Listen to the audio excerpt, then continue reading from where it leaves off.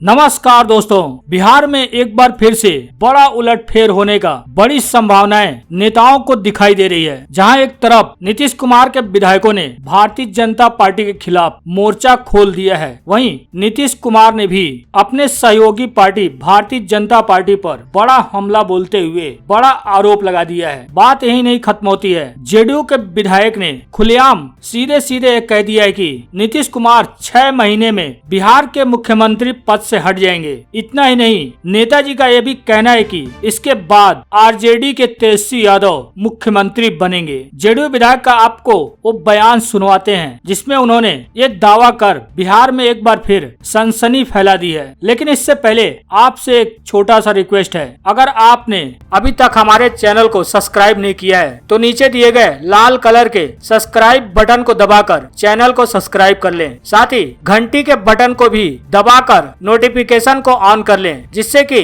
जैसे ही खबरों का अपडेट इस चैनल पे आए आपको सबसे पहले मिल सके। और साथ ही इस वीडियो पर अपना एक लाइक जरूर दें और वीडियो को शेयर भी करें। 6 महीने के बाद नीतीश कुमार हटेंगे और तेजस्वी जी मुख्यमंत्री बनेंगे। जदयू के विधायक का बयान मैंने भी सुना है। उन्होंने साफ शब्दों में कहा है 6 महीने के बाद आदरणीय तेजस्वी यादव मुख्यमंत्री होंगे और नीतीश जी पद छोड़ देंगे।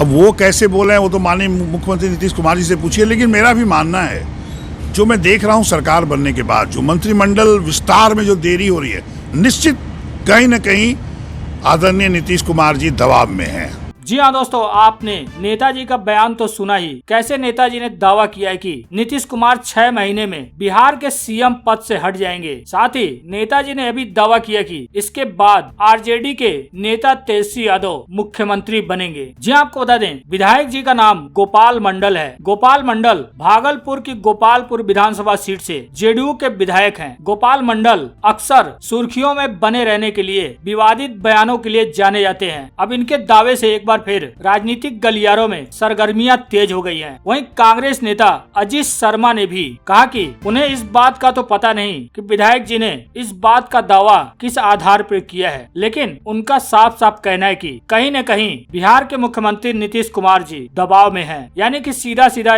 कांग्रेस नेता का इशारा भारतीय जनता पार्टी की तरफ था। हालांकि अब नीतीश कुमार ने भी और जेडीयू विधायकों ने भारतीय जनता पार्टी के खिलाफ मोर्चा खोल रखा है। जहाँ आपको बता दें, बिहार में भले ही एनडीए की सरकार है और नीतीश कुमार मुख्यमंत्री हैं, लेकिन जेडीयू बीजेपी में एक बार फिर घमासान की खबर सामने निकल कर आई है। जी आपको बता दें, पटना में एक बार फिर नीतीश कुमार का दर्द छलका है। जेडीयू की कार्यकारिणी बैठक में नीतीश कुमार ने बड़ा बयान दिया है। नीतीश कुमार ने बयान देते हुए कहा कि उन्हें पता ही नहीं चला कि कौन दोस्त है और कौन दुश्मन, किस पर भरोसा करें किस पर ना करें, लेकिन जब तक समझ पाते तब तक बहुत देर हो चुकी थी। अब नीतीश कुमार के इस बयान से साफ पता चल रहा है कि उनका इशारा सहयोगी दल भारतीय जनता पार्टी के लिए था। बैठक में इस बात को और बल तब मिला जब चुनाव हारने वाले कई जेडीयू प्रत्याशियों ने इस बात को खुलकर कहते दिखे। उनकी हार के जिम्मेदार प्रत्याशियों ने यानी जेडीयू नेताओं ने लोक जनशक्ति पार्टी को नहीं बल्कि भारतीय जनता पार्टी को बताया है। जी आपको बता दें, जेडीयू की कार्यकारिणी की बैठक में पार्टी के कई बड़े नेताओं ने एक साथ जेडीयू के हार के लिए सहयोगी दल भारतीय जनता पार्टी को जिम्मेदार ठहराया है। इतना ही नहीं, इन नेताओं ने आरोप लगाया कि भारतीय जनता पार्टी ने जेडीयू के पीठ में छुरा घोंपा है। यह तमाम आरोप मुख्यमंत्री नीतीश कुमार व जेडीयू अध्यक्ष आरपी सिंह की मौजूदगी में भारतीय जनता पार्टी पर लगाए गए हैं। इस बैठक में जब मुख्यमंत्री नीतीश कुमार चुनाव परिणाम पर नेताओं की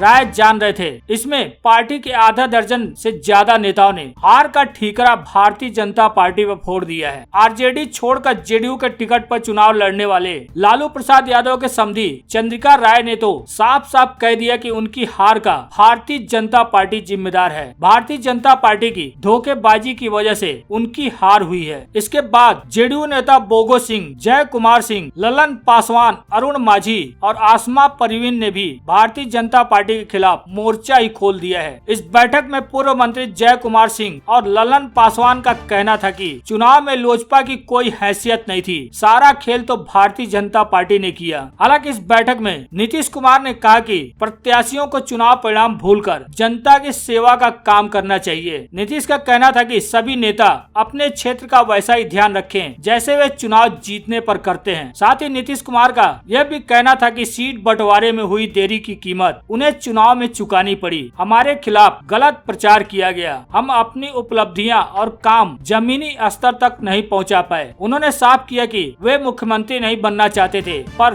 दबाव में उन्हें ये पद स्वीकारना पड़ा। वहीं दूसरी तरफ आपको बता दें, बिहार की सियासत में मांझी ने एक और नया मोड़ ला दिया है। मांझी ने एनडीए पर आरोप लगाते हुए कहा कि एनडीए नीतीश के खिलाफ साजिश कर रही है और तेजस्वी यादव का तारीफ करते हुए उन्होंने कहा कि तेजस्वी यादव राज्य के भविष्य हैं। जी आपको बता दें, बिहार के राष्ट्रीय जनतांत्रिक गठबंधन यानी एनडीए में शामिल हम के अध्यक्ष जीतन राम मांझी ने इशारों में ही सरकार में शामिल भारतीय जनता पार्टी पर बड़ा हमला किया है। मांझी ने एक तरफ इशारों में भारतीय जनता पार्टी पर हमला बोला, तो वहीं दूसरी तरफ राष्ट्रीय जनता दल नेता वहीं विधानसभा में नेता प्रतिपक्ष तेजस्वी यादव को बिहार का भविष्य बताया। जी आपको बता दें, आज उनके द्वारा 2 ट्वीट किए गए हैं। उनके दोनों ट्वीट बिहार में बदलते राजनीतिक समीकरण की ओर इशारा करते दिख रहे हैं। उन्होंने सीधे सीधे कहा कि साजिश के बीच नीतीश कुमार गठबंधन निभा रहे हैं। आपको बता दें, मांझी ने आज एक के बाद एक 2 ट्वीट किए। उन्होंने एक ट्वीट में लिखा कि राजनीति में गठबंधन धर्म निभाना सीखना है तो नीतीश कुमार से सीखिए। आगे लिखा गया कि गठबंधन में शामिल दल के आंतरिक विरोध और साजिशों के बावजूद भी उनका सहयोग करना नीतीश जी को राजनीतिक तौर पर और महान बनाता है। नीतीश कुमार के जज्बे को मांझी का सलाम। वहीं मांझी ने दूसरे ट्वीट में तेजस्वी यादव को बिहार का भविष्य बताया। जहां उन्होंने अपने ट्वीट में लिखा कि तेजस्वी यादव जी, आप बिहार के भविष्य हैं, आपको अनर्गल बयान से बचना चाहिए। आप अपने दल के राजनीतिक कार्यक्रम खरवास के बाद आरंभ कर रहे हैं तो मंत्री परिषद का विस्तार भी इतना क्यों उतावले हो रहे हैं? सही वक्त पर सब कुछ हो जाएगा, बस आप पॉजिटिव राजनीति कीजिए। यानी कि कहीं न कहीं सीधे सीधे जीतन राम मांझी ने इशारा करते हुए कहा है कि आप पॉजिटिव राजनीति की तरफ ध्यान दीजिए, क्योंकि आप आने वाले समय में बिहार के भविष्य हैं। हालांकि आपको पता होगा, जीतन राम मांझी इससे पहले यानी चुनाव से पहले महागठबंधन में शामिल थे। चुनाव के दौरान ही महागठबंधन छोड़कर वो एनडीए में शामिल हो गए थे।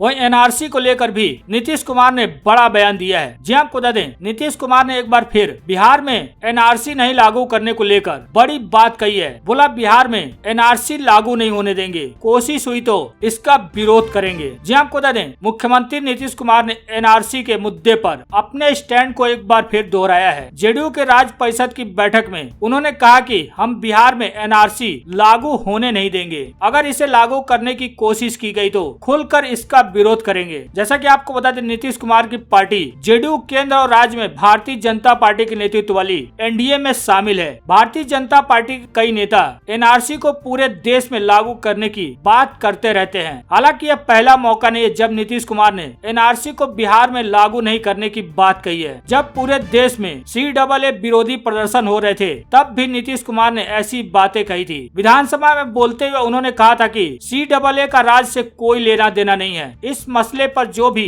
करना है वो संसद को करना है। रही बात एनआरसी की, तो इसे बिहार में लागू करने का कोई सवाल ही नहीं उठता है। जेडीयू की राज्य परिषद बैठक के पहले दिन पार्टी के पदाधिकारियों को संबोधित करते हुए नीतीश कुमार ने कहा कि हम समाजवादी सोच के लोग हैं, हमारा एकमात्र लक्ष्य जनता की सेवा करना है। जो वोट दिया है और जिन्होंने नहीं दिया है, सबके लिए एक जैसी ही हमारी काम करने की भावना है। हालांकि सीधे तौर पर उन्होंने एक बार फिर से एनआरसी को लेकर सीधे सीधे कहा कि बिहार में हम एनआरसी लागू नहीं होने देंगे। अगर लागू करने की कोशिश की गई तो हम उसका खुलकर विरोध करेंगे। जो ये आपको बता दें, लगातार 1.5 महीने से किसान आंदोलन चल रहा है। अब सीएम मनोहर लाल खट्टर के कार्यक्रम में किसानों ने काले झंडे दिखाए हैं, जिसके बाद पुलिस ने लाठी चार्ज किया और आंसू गैस के गोले भी दागे। जी आपको बता दें, दिल्ली बॉर्डर पर चल रहे किसानों और सरकार के बीच बढ़ते तनाव की खबरें तो आ रही थी, वहीं अब हरियाणा के करनाल में भी पुलिस और प्रदर्शनकारी किसानों के बीच टकराव हुआ है। आपको बता दें, करनाल के कैमला गांव में मुख्यमंत्री मनोहर लाल खट्टर का एक कार्यक्रम होना था, लेकिन वहां बड़ी संख्या में किसान पहुंचकर नारेबाजी करने लगे। इस पर पुलिस ने उन पर लाठी चार्ज किया, साथ ही आंसू गैस के गोले भी दागे हैं। जी आपको बता दें, किसान कृषि कानूनों का विरोध कर रहे थे। करनाल के इस गांव में आयोजित महापंचायत में खट्टर कृषि कानूनों के फायदे गिना गिनाने वाले थे, लेकिन वहाँ पे आए सैकड़ों किसानों ने न केवल उन्हें काले झंडे दिखाए बल्कि नारेबाजी भी की। हालांकि सीएम की सुरक्षा में तैनात सुरक्षा बलों और स्थानीय पुलिस ने पहले ही लाठी चार्ज कर उन्हें वहाँ से भगाने की पूरी कोशिश की। बाद में आंसू गैस के गोले भी दागने पड़े, जिसके बाद से हरियाणा के करनाल के कैमला गांव में माहौल काफी तनावपूर्ण बना हुआ है और साथ ही कैमला गांव को छावनी में भी तब्दील कर दिया गया है।